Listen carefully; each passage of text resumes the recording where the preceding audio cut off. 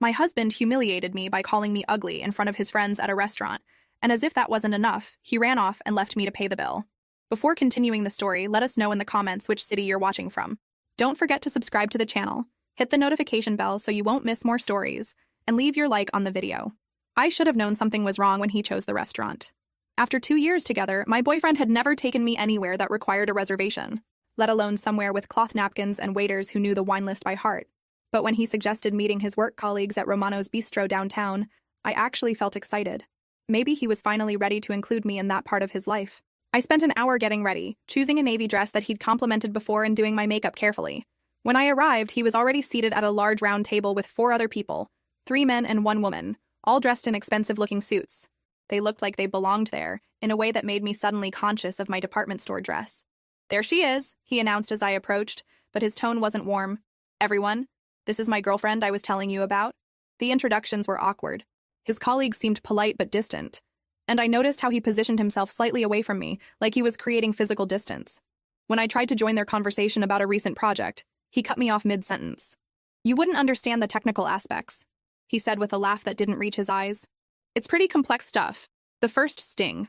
I worked in marketing for a tech startup. I understood plenty about complex projects, but I smiled and stayed quiet, not wanting to cause a scene. As the evening progressed, his comments became sharper, more pointed.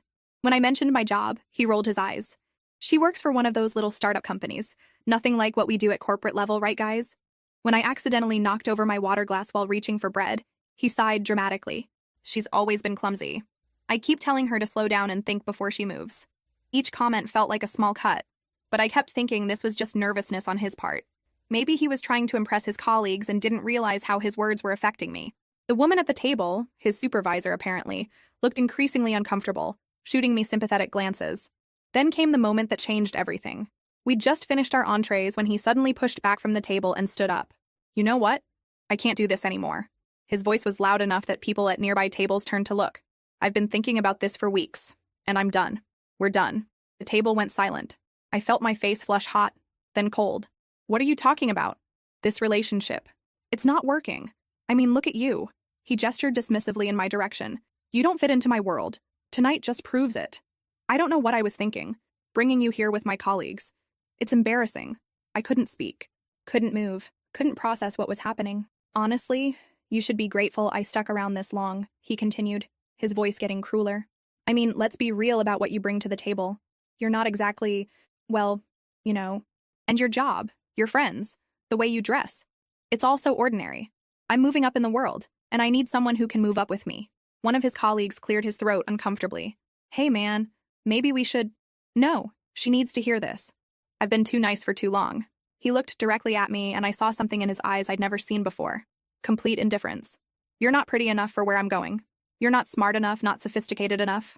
I was doing you a favor dating you, and we both know it." The words hit like physical blows. I felt tears starting but refused to let them fall. "Not here, not in front of these people."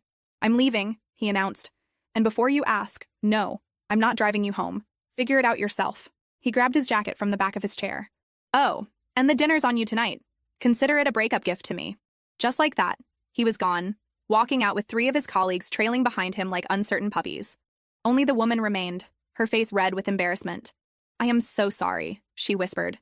I had no idea he was going to. That was completely unacceptable.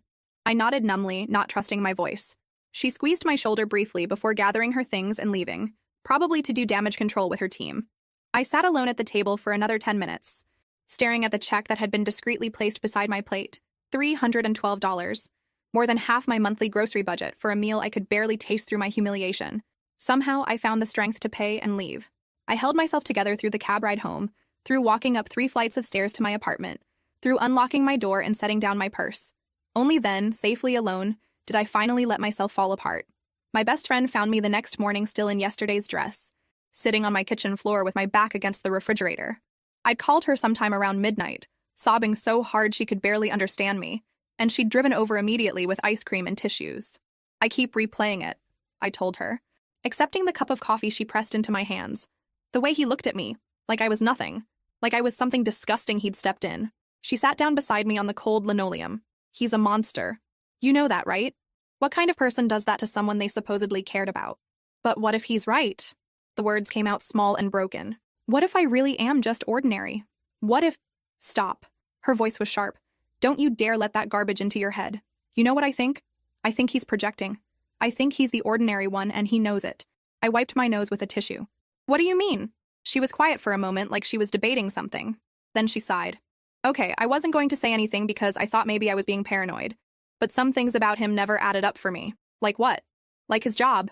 For starters. He's supposedly this big shot executive, right? But every time you mentioned his office building, something felt off. So last month, when you said he worked at Meridian Financial on 5th Street, I happened to be in that area for a client meeting. My stomach started to twist. And? There is no Meridian Financial on 5th Street. I walked the whole block. There's a coffee shop, a dry cleaner, a small accounting firm, and a medical office. That's it. I stared at her. Maybe I got the address wrong? That's what I thought too. So I looked up Meridian Financial online. The company exists, but it's headquartered in Chicago. Their only office in this state is about 40 minutes outside the city, in some little strip mall. The coffee cup slipped in my hands. That doesn't make sense. He goes to work downtown every day. I've seen him in his suits with his briefcase. I drove out there too, she continued gently. It's tiny, like maybe 15 employees total. And when I called asking about their executive team, specifically about someone in business development, they had no idea who I was talking about. But the business trips. I started, then stopped.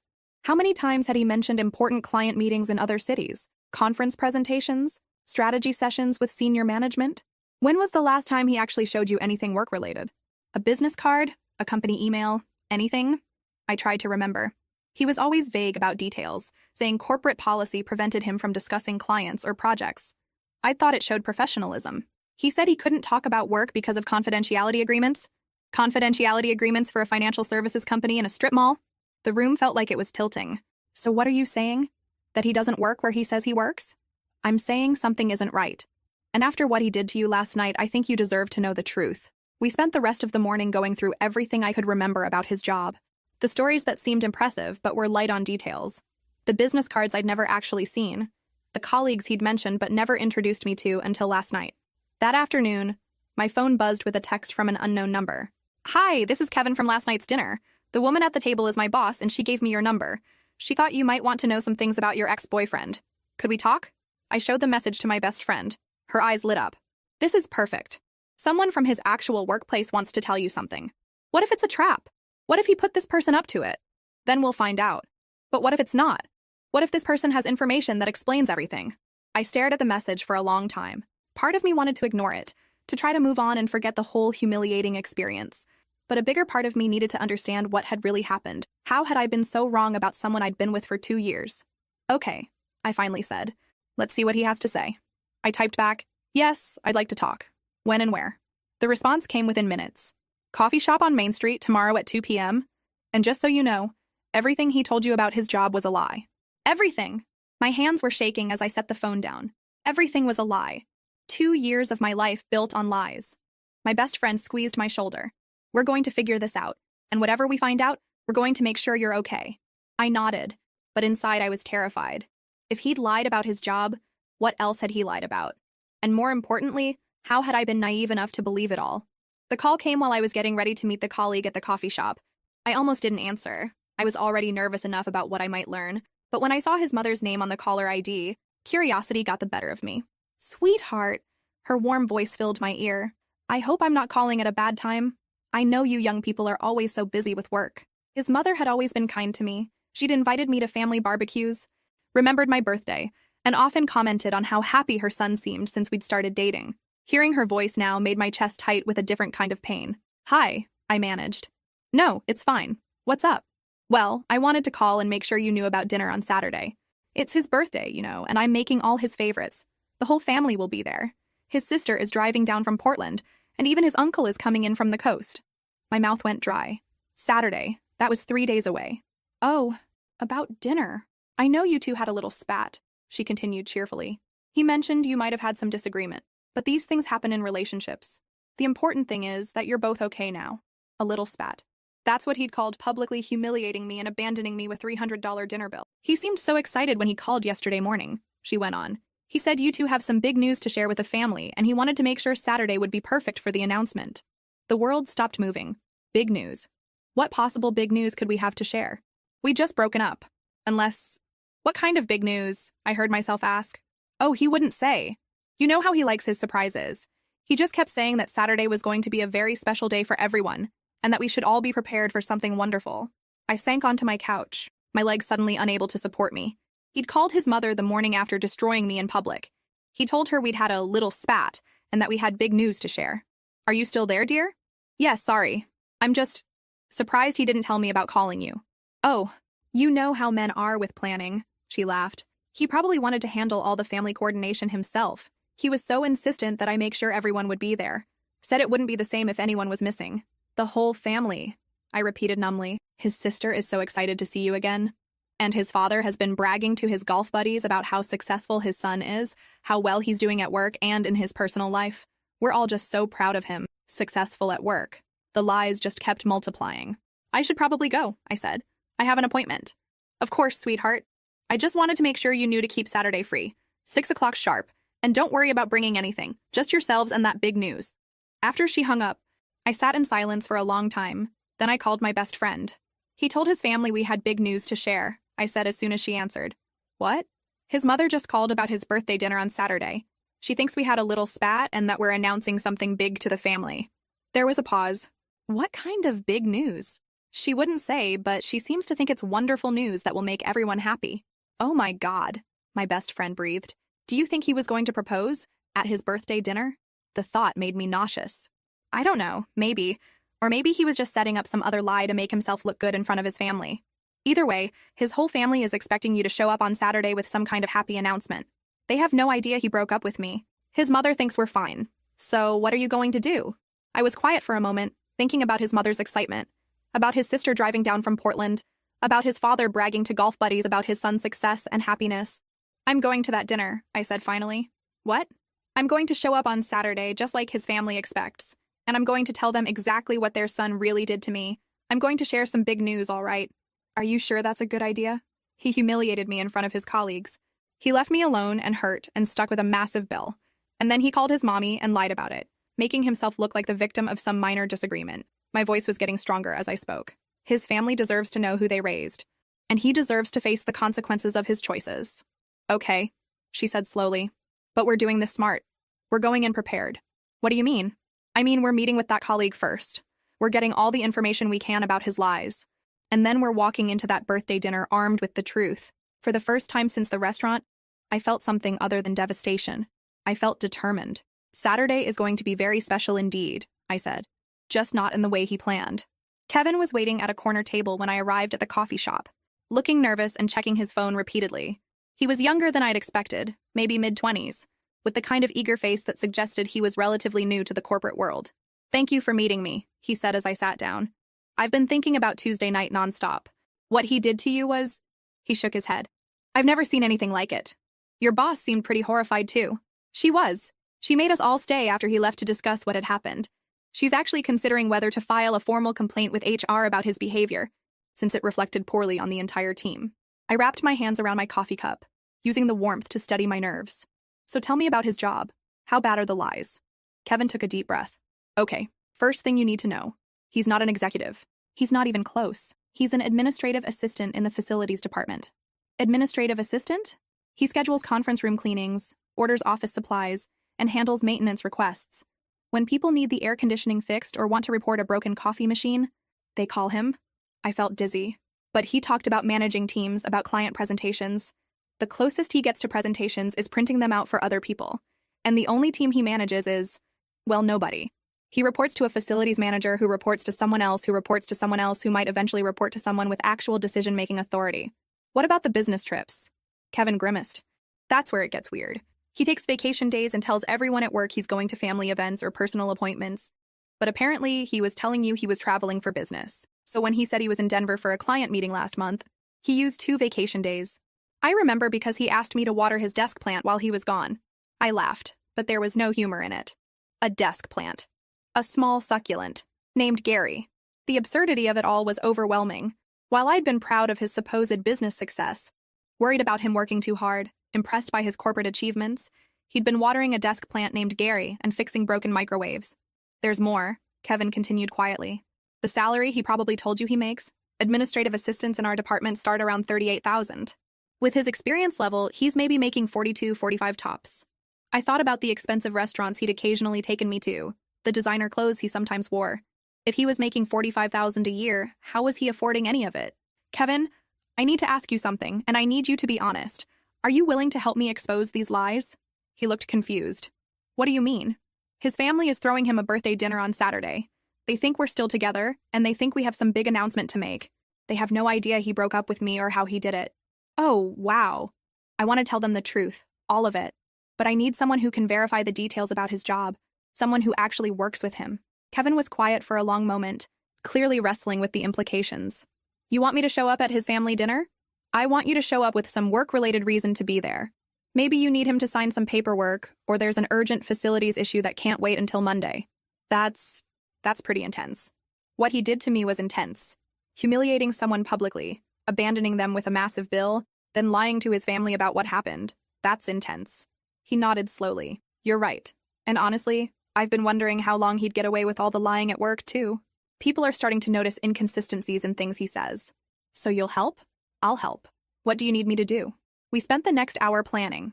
Kevin would show up at the family dinner around 7:30, giving me time to let some of the lies come out naturally first. He'd bring some facilities-related paperwork that would require his signature, something that would make it clear to everyone what his actual job responsibilities were. What about evidence of the lies? I asked. Do you have anything concrete I can show them?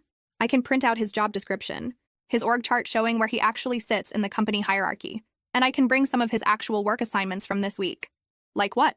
Well, yesterday he spent 4 hours trying to figure out why the third-floor printer was jamming, and this morning he had to coordinate with building maintenance to fix a leaky sink in the women's bathroom on the second floor. I almost felt sorry for him. Almost. Then I remembered the look in his eyes when he'd called me ugly, the way he'd walked out leaving me alone and humiliated. That's perfect, I said. Bring all of it. As we were getting ready to leave, Kevin hesitated. Can I ask you something? How did you not know? I mean, after 2 years, I'd been asking myself the same question. I trusted him. When someone you care about tells you something, you want to believe them. And he was good at it. The lies were detailed and consistent. Plus, I was probably seeing what I wanted to see. I'm sorry this happened to you. Don't be sorry. Be there on Saturday with those papers. I spent the rest of the week gathering my own evidence. Text messages where he'd contradicted himself about work details. Photos from supposed business dinners that, now that I looked more closely, seemed to be taken in pretty standard restaurants. Stories that had seemed impressive at the time but made no sense when I really examined them. By Saturday afternoon, I had a clear picture of just how extensively he'd lied to me. The question now was whether I had the courage to follow through with exposing him to his family. I chose my outfit carefully. Not the fancy dress I'd worn to impress his colleagues, but something simple and dignified that made me feel confident. As I got ready, I kept thinking about his mother's excited voice talking about big news and special announcements. She was right about one thing. Saturday was definitely going to be special. Just not in the way anyone expected. His mother answered the door with the biggest smile, pulling me into one of her signature bear hugs before I could even say hello. There she is! Oh, sweetheart, you look lovely. Come in, come in. Everyone's so excited to see you. The house smelled like roast beef and birthday cake. Exactly the way it had during every family gathering I'd attended over the past 2 years. His sister waved at me from the kitchen where she was helping arrange appetizers, and his father called out a greeting from his recliner in the living room where he was watching golf highlights. It felt surreal being welcomed so warmly into this scene of domestic happiness when I knew what was coming. Where is he? I asked, trying to keep my voice casual. Upstairs getting ready. He should be down any minute. He's been so excited about tonight. I haven't seen him this happy about a birthday in years. That's when I heard footsteps on the stairs, and he appeared at the top of the landing. The moment he saw me, his face went completely white. He actually grabbed the banister like he might fall down the steps. Surprise! His mother called out cheerfully. Look who's here! He descended the stairs slowly, his eyes never leaving my face. I could see the panic building behind his expression, but he forced a smile as he reached the bottom. Hey, he said stiffly. I wasn't sure if you were coming. Of course she was coming, his sister laughed, joining us in the foyer. Why wouldn't she come to your birthday dinner? Especially when you two have big news to share. The muscle in his jaw twitched. Right, the big news. His mother clapped her hands together. I can barely contain my excitement. But first, dinner. Everyone to the dining room. The table was beautifully set with his grandmother's china and fresh flowers from his mother's garden. I found myself seated directly across from him, which meant I could watch every expression that crossed his face during the meal. So, his father said, carving the roast beef, tell us about work. Your mother mentioned things are going really well. This was it. This was where the lies would start flowing. and I'd get to watch him dig his own grave. Oh, you know, he said, glancing nervously at me. Same old stuff. Keeping busy. Don't be modest, his mother chided. Tell them about the promotion. My eyebrows shot up. Promotion? That's news to me. He shot me a warning look. It's not official yet. Still in the works. What kind of promotion? His sister asked, genuinely interested. Well, they're creating a new senior management position in my department. Something like Director of Strategic Development. I'd be overseeing a team of 12 people, handling major client relationships, that sort of thing. I took a sip of my wine to keep from laughing out loud. Director of Strategic Development. From the man who spent yesterday unclogging a sink. 12 people, I repeated. That's quite a jump in responsibility. It is, he agreed, but his voice was tight. The senior executives have been really impressed with my performance lately. Speaking of senior executives, I said casually, how was that dinner on Tuesday night? The one with your colleagues? The room temperature seemed to drop 10 degrees. His mother looked confused. What dinner on Tuesday? Oh, just a work thing, he said quickly. Nothing important. Really? I tilted my head. It seemed pretty important to you. You were so eager to introduce me to everyone, to show off your professional relationships. His sister was looking back and forth between us like she was watching a tennis match. That sounds nice. How did it go? It was... He struggled to find words. It was fine. Just fine? I pressed. I thought it went much better than fine. Very memorable, actually. The kind of evening that really shows people who you are. Can we maybe talk about something else? He asked, but his voice was strained. His father set down his fork. Is everything okay between you two? You seem a bit... tense. Everything's perfect, I said brightly. Isn't it, honey? After all, we have that big announcement to make. The panic in his eyes was unmistakable now. He knew he was trapped, but he had no idea how to escape without revealing the truth about Tuesday night.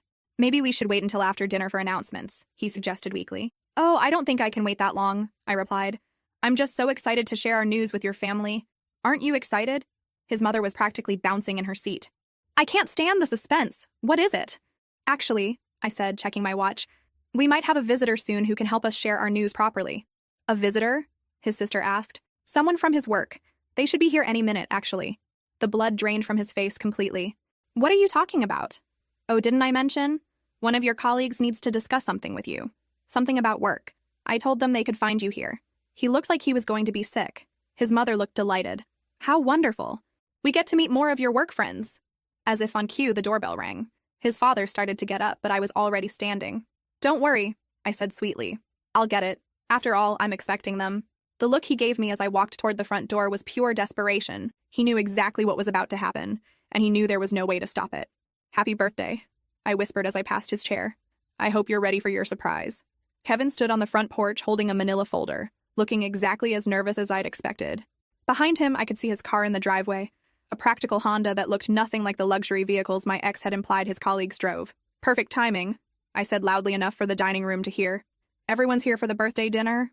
I led Kevin into the dining room where the entire family was staring curiously at this unexpected guest. My ex had gone completely pale, his hands gripping his napkin so tightly his knuckles were white. Everyone, this is Kevin, I announced. He works with the birthday boy. How nice, his mother exclaimed.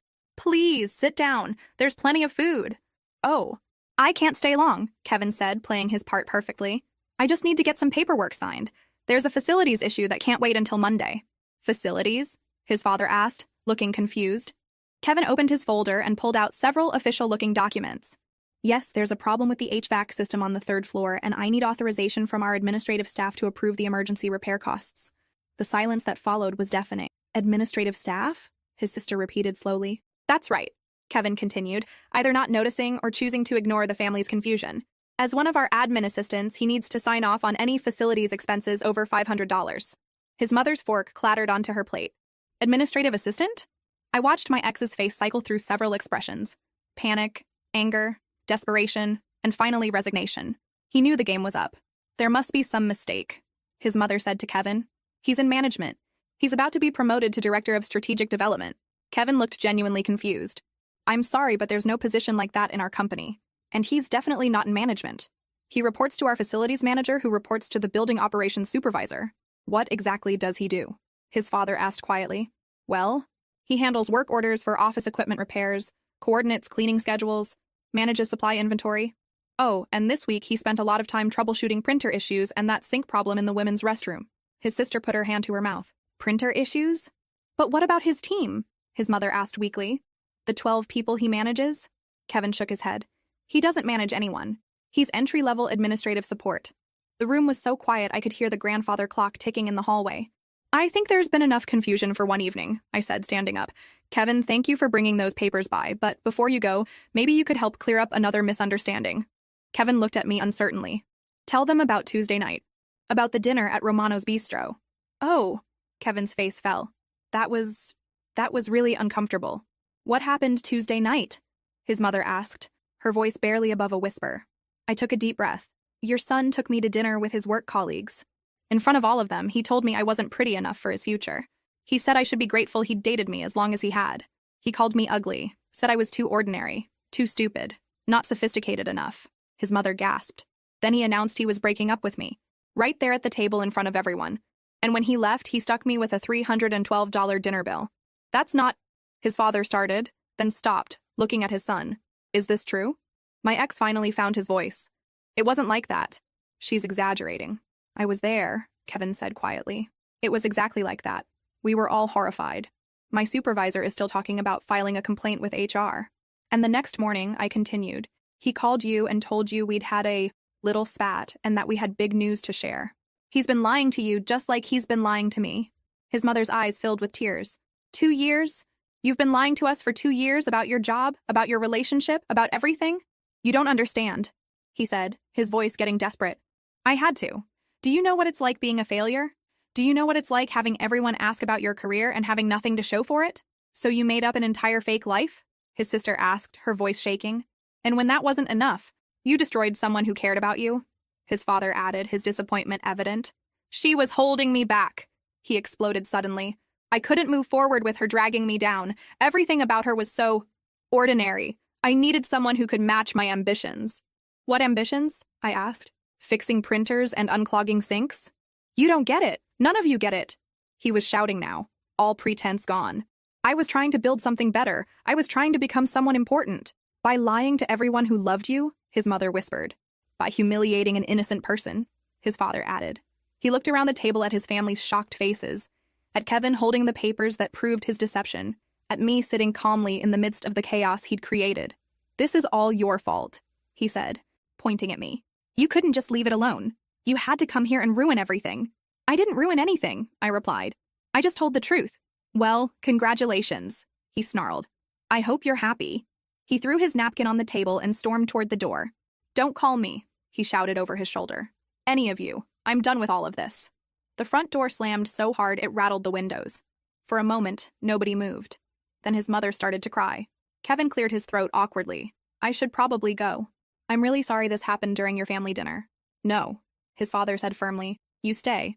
You seem like a decent young man, and you've been more honest with us in 10 minutes than our son has been in 2 years. His mother was wiping her eyes with her napkin, trying to compose herself. I can't believe this. I just can't believe he would lie about everything. His job, your relationship, all of it. Mom, his sister said gently, reaching across the table to squeeze her hand. We all believed him. He was convincing. But how did I not see it? She asked, looking directly at me. How did I not know my own son was capable of treating someone so horribly?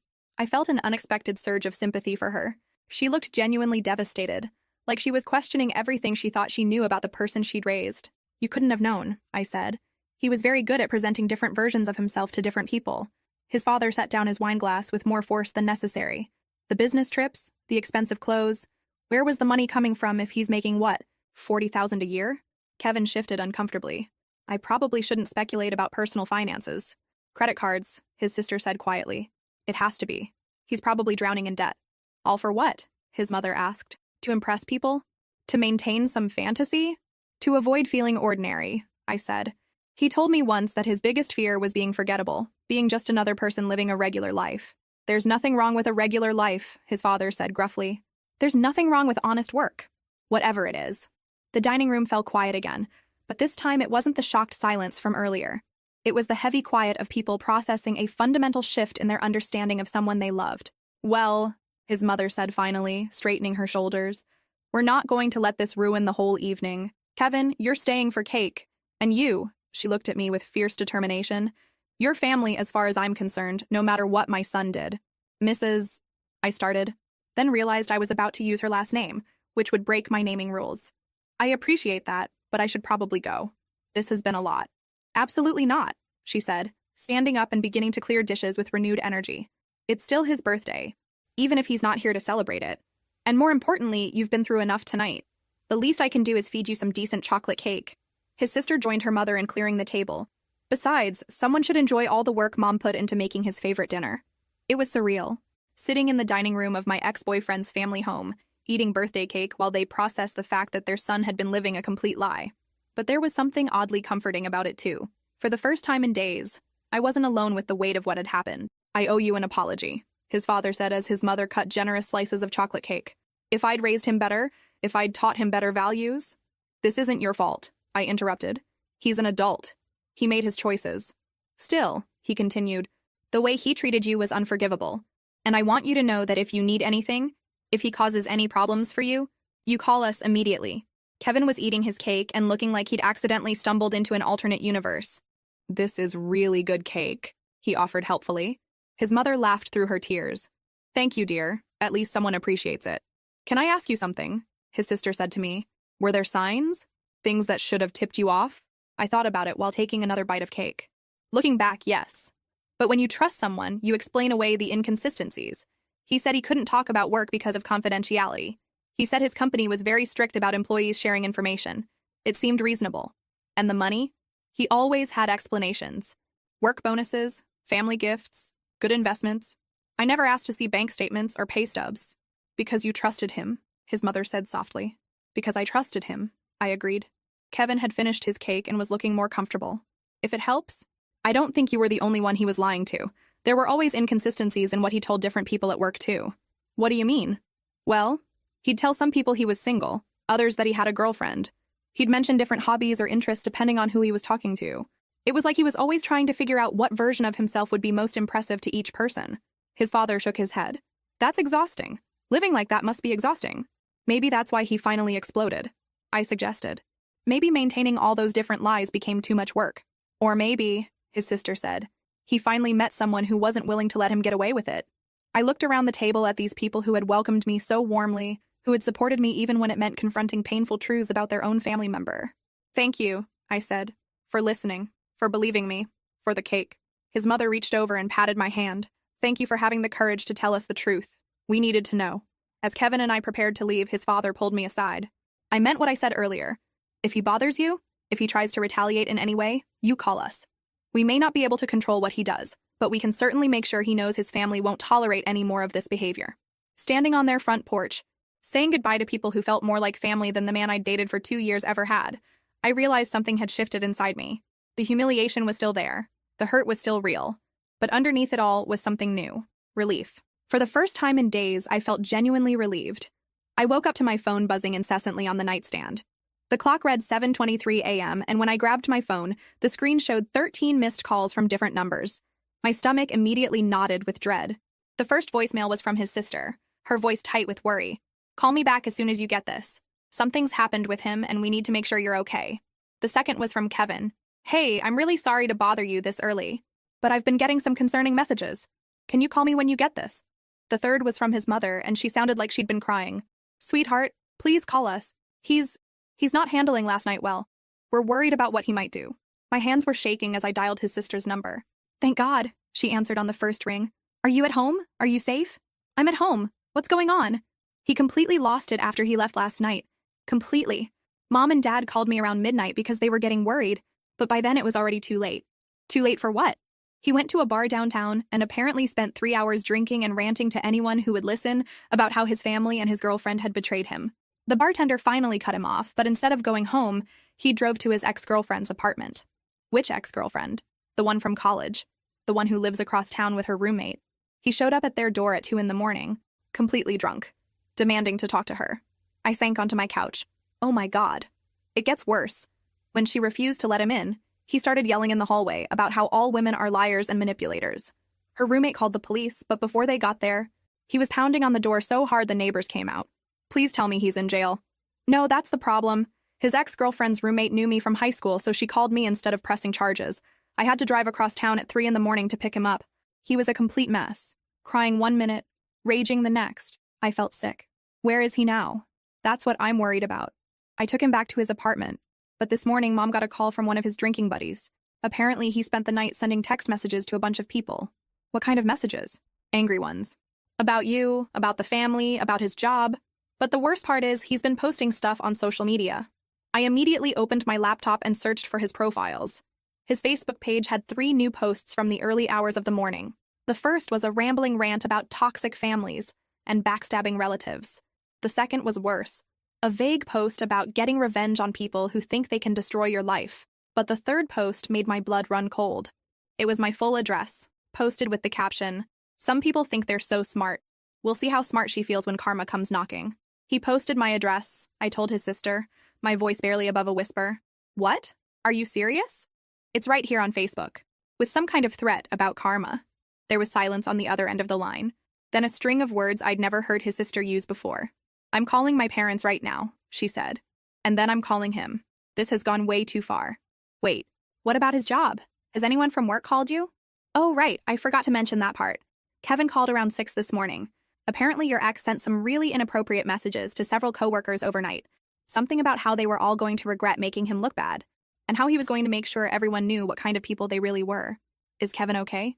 "Kevin's fine, but he's pretty shaken up. He said he's never seen anyone spiral this fast. He's planning to talk to his supervisor first thing Monday morning about getting security involved." After I hung up with her, I spent an hour screenshotting everything I could find on his social media before he potentially deleted it. The posts were getting increasingly erratic and angry. In addition to my address, he'd shared photos of me from our relationship with captions like, "This is what crazy looks like," and "Some people can't handle successful men." Successful men. Even in his breakdown, he was still living in his fantasy. My phone rang again. This time it was his mother. "Honey, I am so sorry. We had no idea he was capable of something like this. Have you talked to him? His sister is trying to reach him now. But he's not answering his phone. I think he turned it off after sending all those messages." "I'm scared," I admitted. "Posting my address online, talking about revenge. What if he actually shows up here? Then you call the police immediately. Do you hear me? Don't hesitate. Don't try to reason with him. Just call 911. This is insane. 3 days ago, I thought I knew him. Now I'm afraid he might hurt me." "You did nothing wrong," she said firmly. "Nothing. You told the truth and he can't handle it. But that's his problem. Not yours." Kevin called while I was talking to his mother. I told him I'd call him back, but his text message made me pause. Check his Instagram. It's even worse there. I didn't want to look, but I knew I needed to document everything. His Instagram stories from the past few hours were a timeline of his complete mental breakdown. Videos of him in his car at stoplights, ranting about betrayal and revenge. Photos of empty beer bottles with captions about drowning his sorrows. And most disturbing, a video taken outside what looked like my apartment building with the caption, "Soon." When had he driven by my building? Was he watching me right now? I called the police.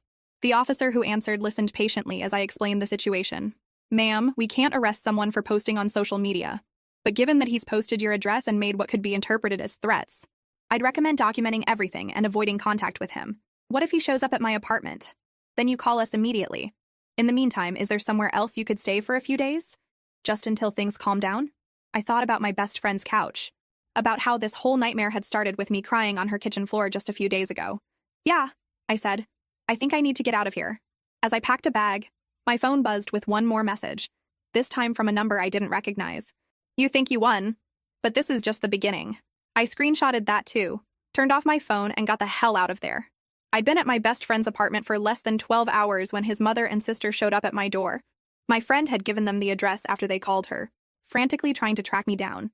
"We were so worried when you didn't answer your phone," his mother said, pulling me into a hug the moment I opened the door. "We needed to make sure you were safe." His sister looked exhausted, like she hadn't slept at all. "We've been dealing with him all morning." He finally answered his phone around 10, but he was completely incoherent. What did he say? A lot of rambling about how everyone had turned against him, how his life was ruined, how he was going to make sure everyone paid for what they'd done to him. She rubbed her temples. "But there's something else we need to tell you. Something we probably should have mentioned last night." My best friend brought coffee for everyone while we sat in her living room. I had the uncomfortable feeling I was about to learn something that would make everything even worse. "This isn't the first time," his mother said quietly. "The lying, the elaborate stories, the angry outbursts when he gets caught. We've been dealing with this pattern since college." "What do you mean?" His sister leaned forward. "In college, he told his roommates he was pre-med when he was actually majoring in communications. He kept it up for 2 semesters, even going so far as to carry around organic chemistry textbooks and complain about his lab work. How did they find out?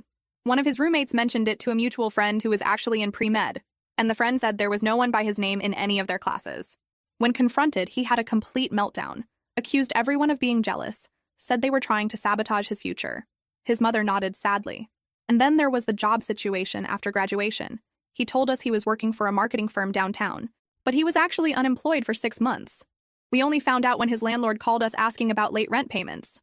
He was taking money from your family while unemployed? Not just taking, his sister said. Stealing. He forged a check from Dad's business account to pay his rent.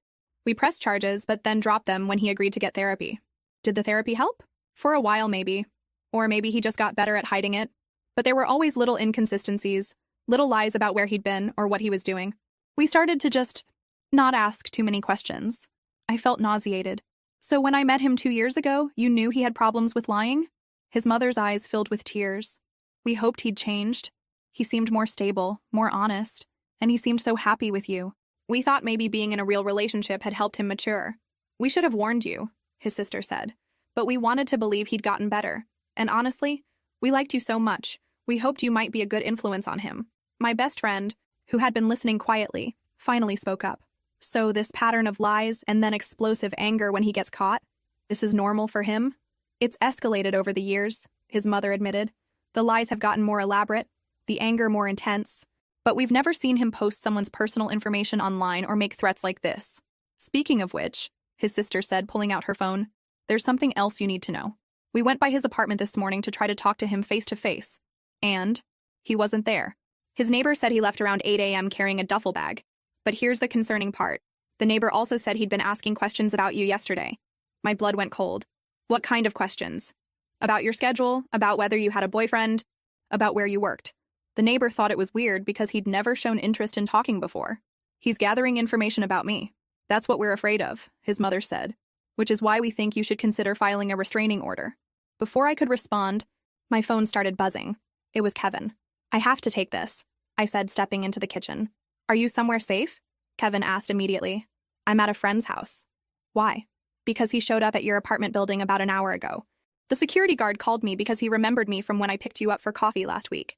He was at my building? Apparently, he was in the lobby demanding to know which apartment was yours. When security told him he couldn't give out that information, he started yelling about how you'd stolen something from him and he needed it back. What did security do? They kicked him out and told him not to come back. But the guard said he seemed really agitated, kept talking about how you'd ruined his life and he wasn't going to let you get away with it. I walked back into the living room where his family was waiting anxiously. He went to my building, I announced. Security had to throw him out. His sister put her head in her hands. This is getting scary. It gets worse, I said, still holding the phone. Kevin, tell them what else you found. Kevin's voice came through the speaker. I checked his social media again this morning. He's posted more photos of her, some from what looked like their first few dates. But he's writing really cruel captions on them, calling her names, making fun of her appearance. He kept photos from our early relationship, I said, feeling violated in a whole new way. And now he's using them to humiliate me publicly. There's something else, Kevin continued. I talked to some other people at work, and they said his behavior has been getting stranger for months. Missing important deadlines, getting into arguments with supervisors, making inappropriate comments about female coworkers. So this breakdown didn't happen overnight, my best friend observed. Definitely not. It sounds like he's been spiraling for a while, and Saturday night was just the final straw. After Kevin hung up, we sat in silence for a moment, processing the scope of what we were dealing with. I think, his mother said finally, we need to consider the possibility that he's having some kind of mental health crisis. This goes beyond just being angry about getting caught in lies. Mental health crisis or not, his sister replied. He's crossed a line, posting her address, showing up at her building, making threats. This isn't just about hurt feelings anymore. What do? I asked. We document everything, my best friend said. Every post, every threat, every time he shows up somewhere he shouldn't be. And we make sure you're never alone until this calms down. His mother reached over and squeezed my hand. We're going to help you through this. Whatever it takes. This is our family's mess. And we're not going to let you deal with it alone. Looking around the room at these people who were rallying around me, his family who barely knew me, my best friend who'd dropped everything to help, even Kevin who was going out of his way to keep me informed, I realized something. In trying to destroy my life, my ex had accidentally revealed who the real villains and heroes were. And I wasn't as alone as I'd thought. The call came at 9:30 p.m. while I was helping my best friend make dinner. It was the security guard from my apartment building, and his voice was tense. "Ma'am, I'm sorry to bother you, but that man is back. The one we escorted out this morning? He's in the lobby again, and this time he's not taking no for an answer." Through the phone, I could hear shouting in the background. His voice, unmistakably angry and slurred. "What's he doing?" "He's demanding to know your apartment number. Says he has property of yours that he needs to return. But ma'am, he doesn't look good. He looks like he's been drinking and he's getting more agitated by the minute. Are you calling the police?" "That's what I told him I'd do if he doesn't leave voluntarily. But I wanted to check with you first. Are you expecting him? Is there any reason he should be here?" "Absolutely not. I don't want him anywhere near my building. Call the police if you have to." I could hear his voice getting louder in the background, and then there was a sound that made my stomach drop. The unmistakable noise of someone pounding on something hard. What was that? He just started hitting the glass doors to the residential area. "Ma'am, I'm calling 911 now." I put the phone on speaker so my best friend could hear. She immediately started texting his sister while I stayed on the line with security. "Sir, you need to step away from those doors," I heard the guard yelling. "The police are on their way." Then I heard his voice clearer now, probably because he was yelling directly at the phone. "I know she's listening. Tell her she can't hide from me forever. Tell her I'm not going away." "He knows I'm on the phone," I whispered to my best friend. The sound of pounding resumed, but now it was different. Rhythmic and violent, like he was kicking something. "Ma'am, he's kicking the door to the residential hallway. The lock mechanism is starting to come loose.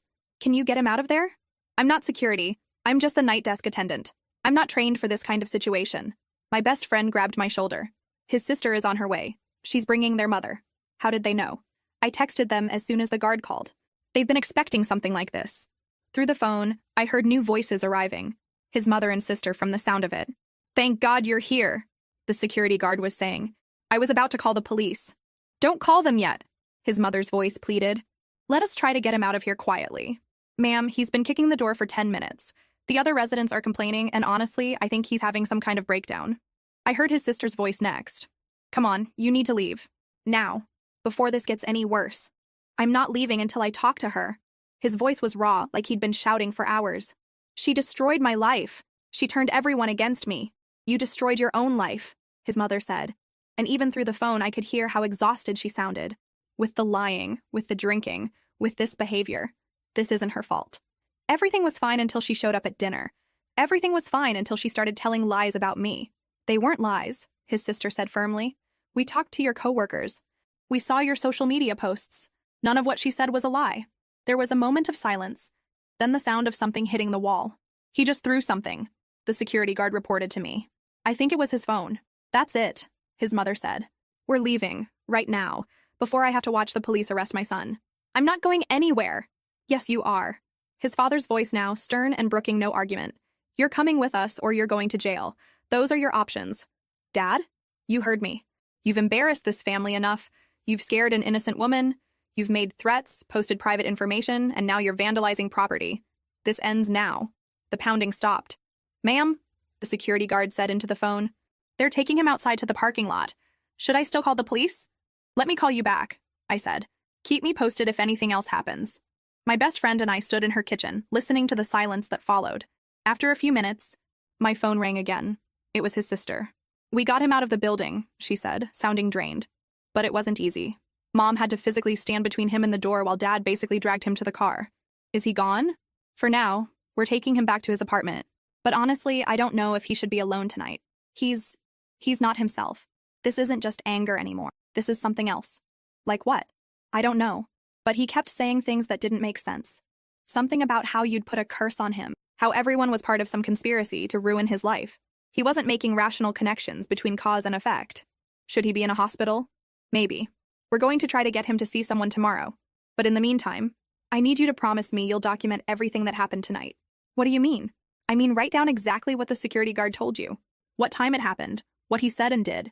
If this escalates any further, you might need evidence for a restraining order or worse." "Worse? I hope it doesn't come to that, but he's clearly not stable right now. And unstable people do unpredictable things."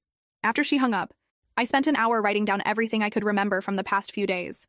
The social media posts, the phone calls, the visits to my building, every threat and every disturbing message. By the time I was finished, I had 5 pages of documentation. "This is insane," my best friend said, reading over what I'd written. 3 days ago, you didn't even know he was lying about his job. Now you're documenting stalking behavior. I keep thinking I should feel sorry for him. Mental breakdown, family intervention. clearly struggling with something bigger than just getting caught in lies. But then I remember the look in his eyes when he called me ugly in front of his colleagues, the way he walked out and left me there. This might be a breakdown, but he was cruel long before he was unstable. You don't owe him sympathy just because he's having a hard time dealing with the consequences of his own actions. She was right. Whatever was happening to him now, it had started with a choice to humiliate and abandon me. Everything else was just fallout from that original cruelty. My phone buzzed with a text from the security guard. Building is secure. Change the entry codes just in case. We'll keep extra watch tonight. I realized I was shaking. Not from fear exactly, but from the adrenaline of knowing that someone I'd once trusted had just spent 10 minutes violently trying to get to me. The person I'd thought I knew for 2 years was gone. In his place was someone I didn't recognize at all. Kevin called me on Wednesday morning with news I'd been expecting but somehow still felt shocked to hear. He didn't show up to work Monday or Tuesday, Kevin said. And yesterday morning, our HR director found some really inappropriate emails he'd sent to several coworkers over the weekend. What kind of emails? Rambling messages about betrayal and conspiracy, accusations that people were plotting against him, some pretty nasty personal attacks on anyone who was at that dinner last week. He sent one to my supervisor calling her unprofessional names and threatening to report her to corporate for harassment. I was sitting in my own apartment again. I'd moved back home Tuesday morning after his family assured me he was staying with them and under supervision. So they fired him? Immediately. HR called it a termination for cause due to threatening behavior toward colleagues. They've also banned him from the building and notified security to escort him out if he tries to return. How do you feel about that? Honestly, relieved. A lot of people were getting uncomfortable with his behavior lately, but nobody wanted to say anything because he seemed so volatile. Now we don't have to worry about what he might do next. After Kevin hung up, I realized this was probably the first consequence that might actually get through to him. He could dismiss his family's disappointment, ignore my hurt feelings, even rationalize his own behavior. But losing his job was concrete and undeniable. His mother called that afternoon to update me on the situation. We've moved him back into his old bedroom, she said, sounding exhausted. He can't afford his apartment without income. And honestly, we don't trust him to be alone right now. How is he handling the job loss? Not well. He's alternating between rage and self-pity. Yesterday, he spent 4 hours explaining to his father why everyone at his company was jealous of his success and had conspired to get him fired. Does he still think he was successful there? That's the strangest part. Yes, he does. Even after everything that came out at dinner, even after Kevin brought those papers proving what his actual job was, he still insists that he was being groomed for management and that his firing was just office politics. I didn't know what to say to that. How do you respond to someone who's that disconnected from reality? We've made an appointment with a therapist, she continued, but we had to threaten to kick him out before he agreed to go. And how is he? Is he still trying to contact me? That's actually why I'm calling. We took his phone away after we found out he'd been creating fake social media accounts to message you, but before we did, we saw some of what he was sending. My stomach dropped. I haven't gotten any messages recently. We think we caught it in time, but some of them were concerning. Apologies mixed with anger, promises to make things right, followed by accusations that you'd ruined his life. Very erratic, very unstable messaging.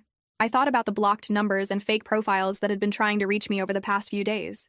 I'd been deleting them without reading, but apparently I'd been wise to do so. Is he getting help? The therapist says it might take months to untangle everything. The lying, the grandiose self-image, the inability to accept responsibility. It's all connected to some deeper issues that probably go back years. A week later, I had an encounter that drove home just how far he'd fallen. I was grocery shopping on a Saturday afternoon when I saw him in the produce section. For a moment, I didn't recognize him. He looked like he'd lost weight, his clothes were rumpled, and there was something defeated about the way he was standing there staring at apples like he couldn't remember why he was there. When he saw me, his whole body went rigid. We were maybe 10 feet apart, and for a few seconds neither of us moved. I was prepared to leave immediately if he approached me, but instead he looked away quickly and hurried toward the exit, abandoning his shopping cart in the middle of the aisle. I watched him leave through the store windows. He sat in what I assumed was his mother's car for several minutes with his hands on the steering wheel, just staring straight ahead. There was no trace of the confident, successful executive he'd pretended to be, or even the angry, threatening person he'd become after the dinner. He just looked lost. His sister texted me later that evening. Mom said you ran into him at the store. I hope that wasn't too uncomfortable. I texted back. He looked pretty rough. Is he okay? Physically, yes. Mentally, it's going to be a long road. The therapist thinks he's been living in fantasy for so long that facing reality is like withdrawing from a drug. But he's starting to understand that his behavior was unacceptable. Has he said anything about me? He stopped talking about you entirely, which the therapist says is actually progress. For a while, he was obsessed with the idea that you were the source of all his problems. Now he's starting to focus on himself. Over the following weeks, the messages and social media posts stopped completely. His online presence seemed to vanish entirely, which his sister later confirmed was part of his therapy. No social media, no internet access beyond what was necessary for job hunting, and supervised phone use. I kept all the screenshots and documentation, just in case. But gradually I stopped checking over my shoulder when I left my apartment. The security guard at my building reported no more incidents. Even Kevin said the workplace had returned to normal, with no one mentioning the incident or asking questions about what had happened. It was strange the way someone could go from consuming so much mental energy to simply disappearing from your daily reality. For weeks after the birthday dinner, I'd been constantly alert, constantly waiting for the next crisis. Now, suddenly, there was just silence. I'd expected to feel relieved when the harassment stopped, and I did. But I also felt something I hadn't expected. A kind of hollow sadness for the person I'd thought I was in love with, who had never really existed at all. The confident, successful, caring man had been a complete fabrication. In his place was someone so fragile and delusional that facing the truth had caused a complete breakdown. I wasn't sad about the breakup anymore. I was sad about the 2 years I'd spent loving a ghost. 3 months later, I was hanging new artwork in my completely redecorated apartment when my phone rang. I'd painted the walls, bought a new couch, rearranged everything so thoroughly that even the light felt different. It was like living in a space that had never known him at all. It was his mother calling, which had become a monthly occurrence since everything happened. She'd taken it upon herself to keep me updated, partly out of genuine care and partly, I suspected, out of guilt for what her son had put me through. "I wanted to let you know," she said without preamble. "He's moving to Oregon next week." I set down the hammer I'd been using to hang pictures. Oregon? His uncle lives outside Portland. He's offered him a job at his landscaping company and a place to stay. But there are conditions. He has to continue therapy. He has to stay off social media completely, and he can't come back here for at least a year. How do you feel about that? Relieved, she admitted. It's been 3 months, and he's made some progress in therapy. But he's still, fragile isn't the right word. Volatile, maybe. Last week he had a complete meltdown when his job interview at the hardware store didn't go well. Started ranting about how the manager was probably friends with someone from his old company. He's still blaming other people? Less than before. But yes, the therapist says that level of self-awareness takes time to develop, especially when someone has been avoiding reality for as long as he has. I walked over to my window and looked out at the street below. "Can I ask you something? Are you cutting him off financially?" "We've had to. We told him we'd pay for his therapy and help with basic living expenses, but only if he stays in treatment and follows the rules his uncle sets. No more enabling his fantasies or bailing him out of problems he created himself. That must be hard for you." It is. But we realized that our desire to help him was actually making things worse. Every time we fixed a problem for him or made excuses for his behavior, we were helping him avoid the consequences of his choices. After she hung up, I sat in my newly arranged living room thinking about consequences and choices. In the month since the birthday dinner, I'd had a lot of time to reflect on the relationship and what it had really been. Kevin had become an unexpected friend through all of this. We'd started meeting for coffee occasionally, not romantic, just two people who'd been through something weird together and found they actually got along well. He told me more about the workplace dynamics I'd never seen, the small lies and inconsistencies that had made people uncomfortable long before I'd entered the picture. "You know what's funny?" he'd said during our most recent coffee date. "I think everyone at work was relieved when the truth came out. Not because they wanted him to get fired, but because they could finally stop pretending his stories made sense." "What do you mean?" "Like when he'd talk about managing big projects, but then he'd ask really basic questions about things any manager would know. Or when he'd mention traveling for business, but then he'd have no idea what cities his supposed clients were located in. People noticed, but nobody wanted to call him out directly. It made me think about my own experience, about all the times I'd had a nagging feeling that something didn't add up. But I'd pushed the feeling aside because I wanted to believe him. Love, I'd learned, could be a form of willful blindness. But there was something else I'd learned over these past months. Something more important than just recognizing red flags or trusting my instincts. I'd learned that I was stronger than I'd thought. The woman who'd sat crying in that restaurant, who'd felt so humiliated and small, had found the courage to expose the truth and protect herself from further harm.